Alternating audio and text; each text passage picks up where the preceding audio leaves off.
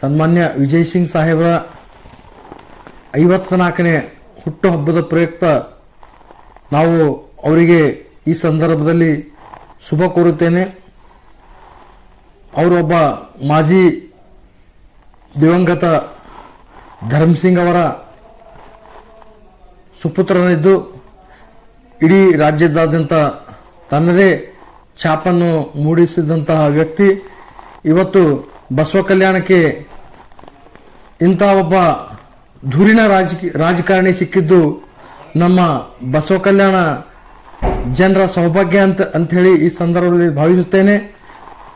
ಅವರ ಈ ಒಂದು ಜನ್ಮದಿನ ಸುಖವಾಗಿರಲಿ ಅವರ ಬಾಳು, ಸುಖವಾಗಿರಲಿ ಅವರ ಜೀವನ, ಸುಖಮಯವಾಗಿರಲಿ.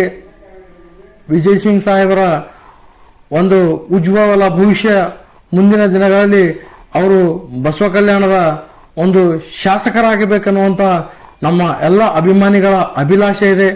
ಅದಕ್ಕೆ ಪೂರಕವಾಗಿ ಅವರು ಕೂಡ ಬಸವ ಕಲ್ಯಾಣಕ್ಕೆ ಬಹಳ ಸಮಯ ಕೊಟ್ಟು ಬಸವ ಕಲ್ಯಾಣದ ಅಭಿವೃದ್ಧಿಯ ಒಂದು ಹರಿಕಾರರಾಗಿ ಎಲ್ಲ ಕೆಲಸ ಕಾರ್ಯಗಳನ್ನು ಸರ್ಕಾರದಿಂದ ಒಂದು ಸವಲತ್ತುಗಳನ್ನು ಜನಸಾಮಾನ್ಯರಿಗೆ ಮುಟ್ಟಿಸುವಂತ ಕೆಲಸವನ್ನು ಸನ್ಮಾನ್ಯ ವಿಜಯ್ ಸಿಂಗ್ ಸಾಹೇಬರು ಬಡ ಬಲ್ಲಿಗ ಎಲ್ಲ ಜನರ ಕೆಲಸವನ್ನು ಒಳ್ಳೆಯ ಅಚ್ಚುಕಟ್ಟಾಗಿ ಮಾಡಿಕೊಂಡು ಬರ್ತಾ ಇದ್ದಾರೆ. ಅವರಿಗೆ ಈ ಒಂದು